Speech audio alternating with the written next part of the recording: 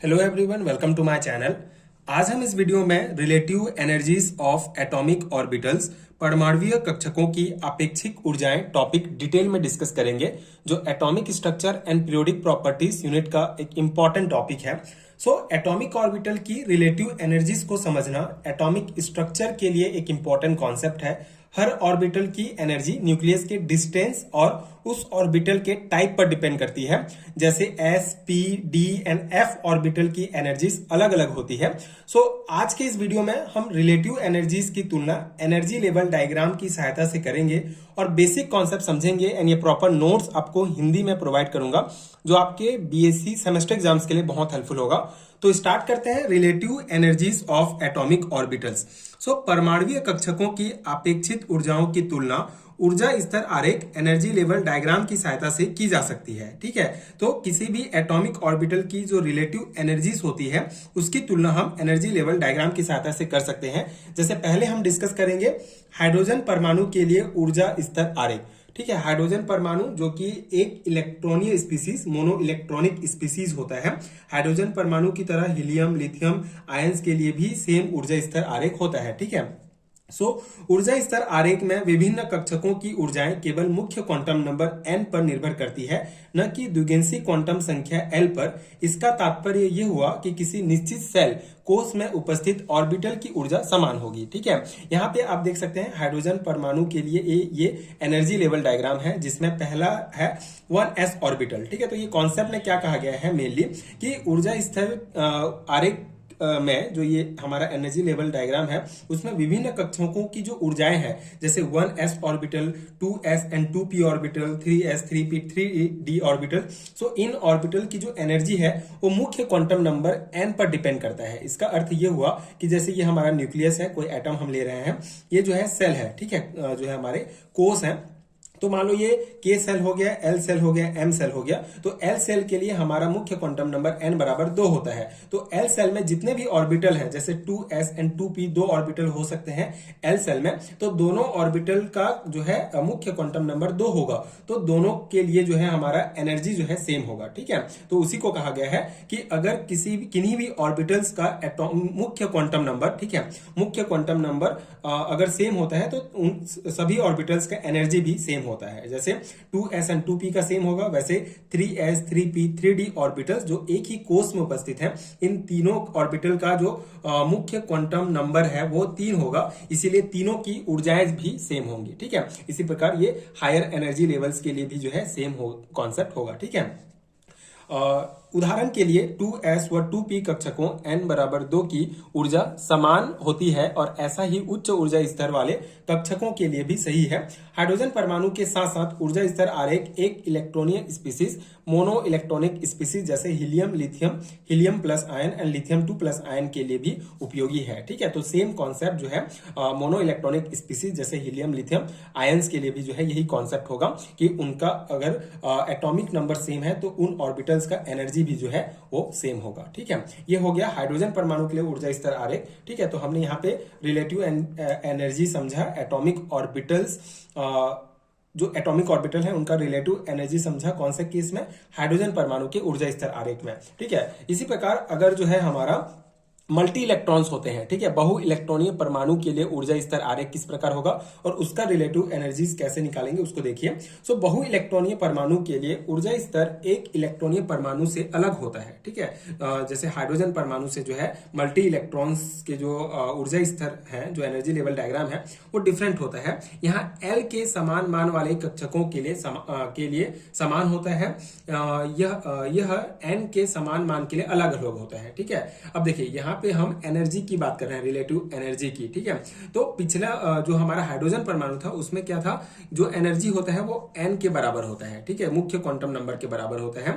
लेकिन बहु इलेक्ट्रॉनीय, multi electron की बात करें तो वहां पे कक्षकों की ऊर्जा जो है वो l के समान मान वाले कक्षकों के लिए समान होता है, n के समान मान के लिए अलग अलग होता है। जैसे एग्जाम्पल से इसको आप समझेंगे, n बराबर 4 के लिए 4s, 4p, 4d, 4f उपकोषों से संबंधित कक्षक भिन्न ऊर्जा के होते हैं, जबकि 4p उपकोष में उपस्थित कक्षक 4p p x p y p z की ऊर्जा समान होती है। यहाँ पे कॉन्सेप्ट क्या कहा गया है कि मुख्य क्वांटम नंबर जैसे कि अगर 4p 4s एंड 4d तीनों का मुख्य क्वांटम नंबर 4 है, सेम है, लेकिन तीनों का जो एनर्जी है वो अलग अलग होगा। ठीक है, यहाँ पे आप डायग्राम में भी देख सकते हैं 4s का एनर्जी कम होता है, उसकी तुलना में 4p का एनर्जी ज्यादा होता है, उसकी तुलना में 4d का एनर्जी ज्यादा होता है। तीनों का एनर्जी सेम नहीं होता है, n के मान से कोई लेना देना नहीं है।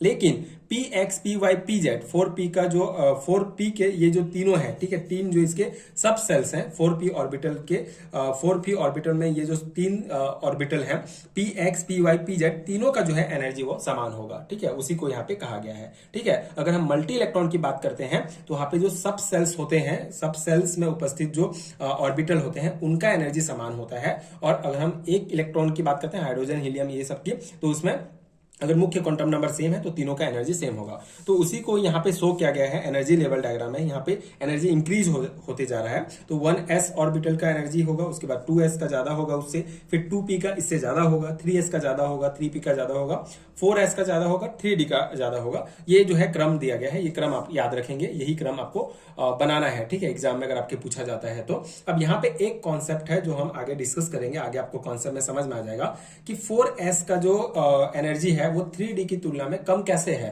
ठीक है, जबकि इसका जो है मुख्य क्वांटम नंबर तो है ज्यादा है, ठीक है, तो ऊपर होना चाहिए, लेकिन ऐसा नहीं है। ठीक है, जैसे कि यहाँ पे 5s का भी जो एनर्जी है वो 4d से कम है। तो इसको कॉन्सेप्ट हम आगे समझेंगे, यहाँ पे ये पॉइंट आप एक बार ध्यान रखेंगे। ठीक है, तो यहाँ पे ये हो गया हमारा energy level diagram. Multi electrons के लिए कैसे होगा, कौन सा ऑर्बिटल का एनर्जी ज्यादा होगा, उस क्रम में इसको बनाया गया है। चित्र के कुछ और लक्षण निम्न है। ठीक है, इसके कुछ कैरेक्टरिस्टिक हम देखते हैं। जैसे पहला है n के समान मान के लिए l मान वाले कक्षक की ऊर्जा ज्यादा होगी। उदाहरण के लिए 3s 3p 3d कक्षकों की ऊर्जा का क्रम 3s 3p 3d है। ठीक है, अब वही कहा गया है कि जो है n के मान अगर समान भी हैं फिर भी l के मान के हिसाब से होगा। तो तीनों का मुख्य क्वांटम नंबर सेम है, लेकिन इसका सब सेल्स जो एजीमुथल क्वांटम नंबर है l है वो डिफरेंट है। इसीलिए जिसका एजीमुथल क्वांटम नंबर ज्यादा होगा उसका एनर्जी ज्यादा होगा। तो 3s फिर 3p फिर 3d का होगा, ऐसा इस पॉइंट में कहा गया है। सेकंड पॉइंट है हमारा, किसी निश्चित कोष के लिए s तथा p कक्षकों के बीच ऊर्जा अंतर कम होता है, p तथा d कक्षकों के बीच ऊर्जा अंतर ज्यादा होता है, एंड d तथा f कक्षकों के बीच ऊर्जा अंतर बहुत ज्यादा होता है। ठीक है, तो वही कहा गया है यहाँ पे s और p के बीच ऊर्जा स्तर थोड़ा कम होता है, उसकी तुलना में अगर हम p और d का ऊर्जा स्तर बहुत ज्यादा होता है, उसके बाद d और F का ऊर्जा स्तर ज्यादा होता है, मतलब उसका एनर्जी बढ़ते जाता है, उसी को यहाँ पे कहा गया है। ठीक है, ऊर्जा का जो एनर्जी का जो डिफरेंस होता है, अंतर होता है, वो बढ़ते जाता है। थर्ड पॉइंट है हमारा, कुछ कक्षक जो कि निम्न ऊर्जा स्तर के होते हैं उच्च स्थिति पर होते हैं। उदाहरण के लिए 3D कक्षक की स्थिति 4s कक्षक से उच्च होती है। ठीक है, इसी कॉन्सेप्ट को आगे हम डिस्कस करेंगे। इसमें वही कहा गया है कि कुछ कक्षक, कुछ ऑर्बिटल जो निम्न ऊर्जा स्तर के होते हैं, ठीक है, वो उच्च स्थिति पर होते हैं। जैसे 3D कक्षक की स्थिति जो है 4s से उच्च होती है। विभिन्न कक्षकों की ऊर्जा का बढ़ता हुआ क्रम निम्न ऊर्जा आरेख पर आधारित है। ठीक है, अब ये बढ़ता हुआ क्रम आप याद रखेंगे, पहले 1s ऑर्बिटल का एनर्जी होगा, उसके उससे ज्यादा 2s का होगा, उससे ज्यादा 2p का होगा, ये आपको क्रम याद रखना होगा। ठीक है, अब यहाँ पे जो हम कॉन्सेप्ट छोड़ के आए थे, जो आगे हम समझेंगे, बोले थे कि 3D जो है 4s से ऊपर कैसे है। ठीक है, तो उसके लिए नियम दिया गया था बोर-बरी का नियम, बोहर-बरी रूल। ठीक है, इस नियम के आधार पर क्या होता है देखिए, विभिन्न उपकोषों की ऊर्जाओं के सापेक्षित क्रम का अनुमान n+l नियम से लगाया जा सकता है, जिसे बोर-बरी का नियम कहते हैं। ठीक है, n+l नियम की सहायता से जो है हम ऊर्जा का जो एनर्जी का जो रिलेटिव क्रम है उसको हम पता कर सकते हैं। ठीक है, तो बोर-बरी का नियम किसे कहा जाता है, n+l को कहा जाता है, जिससे हम विभिन्न सब सेल्स की ऊर्जाओं के सापेक्षित क्रम का अनुमान लगाते हैं। इसके अनुसार देखिए, n+l का मान वाले कक्षक की ऊर्जा कम होती है, निम्न n+l। ठीक है, अगर n+l का मान कम होगा तो उस कक्षक की ऊर्जा कम होती है। अगर हम 4s कक्षक के लिए n+l का मान निकालें तो n हमारा मुख्य क्वांटम नंबर 4 हो जाएगा। ठीक है, और s का कोई जो है ऑर्बिटल नहीं होता है। ठीक है, मतलब कि s जो है सिर्फ एक ही है ना, उसमें 2 इलेक्ट्रॉन आएंगे, एक ऑर्बिटल है, तो उसके लिए l का मान हमारा 0 हो जाएगा। तो इसका 4s कक्षक के लिए n+l का मान 4 होगा, एंड 3D कक्षक के लिए n+l का मान जो है हमारा क्या हो जाएगा, 5 होगा। कैसे देखिए, 3 का मुख्य क्वांटम नंबर 3 है और d का अगर हम निकालें, सब सेल्स की बात हो रही है, सब सेल की, जैसे कि अगर हम 3 है हमारा मुख्य क्वांटम नंबर के एल एम, एम वाला है, तो एम वाला में एस पी और डी होता है और यहां से शुरू होता है 0, 1 और 2। ठीक है, तो डी के लिए हमारा एजीमुथल क्वांटम नंबर एल का मान जो है 2 होगा, इसीलिए इसका n प्लस एल का मान हो जाएगा 5। ठीक है, तो 3d का मान जो है वो ज्यादा है और 4s का मान कम है, इसीलिए यहाँ पे अगर हम एनर्जी लेवल डायग्राम बनाते हैं तो 3d का मान n प्लस एल का मान ज्यादा है, इसीलिए ये ऊपर होगा और 4s का कम है, इसीलिए नीचे होगा। ठीक है, तो ये कॉन्सेप्ट है, यहाँ पे आपको ध्यान रखना होगा। ठीक है, इसी प्रकार चूंकि 4s कक्षक में n प्लस एल का मान कम होता है, अतः उसकी ऊर्जा 3d कक्षक से कम होती है। ठीक है, समझ में आ गया आपको, यही कॉन्सेप्ट है। एंड सेकंड है, यदि दो कक्षकों के लिए n प्लस एल का मान समान हो, ठीक है, तो n मान वाले कक्षक की ऊर्जा भी कम होगी। जैसे 4f कक्षक के लिए n प्लस एल का मान जो है हमारा 7 होता है। ठीक है, एंड 5d कक्षक के लिए n प्लस एल का मान भी 7 होता है। तो चूंकि 4f कक्षक में n का मान जो है, फिर अगर मान लो दोनों का n प्लस एल का मान समान हो गया, तब यहाँ पे हम देखेंगे n का मान। ठीक है, तो 4f कक्षक के लिए n का मान 5d कक्षक के n के मान से कम है। ठीक है, 4f का 5d से कम है, अतः 4f कक्षक की ऊर्जा भी 5d से कम होती है। ठीक है, यहाँ पे आप अगर हम इसको और आगे बढ़ाएं तो पहले 4f आएगा, फिर 5d आएगा, 4d के बाद 5d आएगा। ठीक है, तो उसी को यहाँ पे समझाया गया है। अगर दोनों का मान लो n प्लस एल का मान समान है, तो वहां पे हम फिर मुख्य क्वांटम नंबर देखते हैं। अगर मुख्य क्वांटम नंबर ज्यादा है तो वो जो है ऊपर रहेगा और मुख्य क्वांटम नंबर कम है तो नीचे रहेगा। ठीक है, तो ये हो गया हमारा कंप्लीट कॉन्सेप्ट इस टॉपिक से रिलेटेड। ये टॉपिक आपके बीएससी फर्स्ट सेमेस्टर के यूनिट फर्स्ट में दिया गया है, आप देख सकते हैं। अगर आपके सिलेबस में ये दिया गया है तो ये वीडियो डेफिनेटली आपके लिए बहुत हेल्पफुल होगा।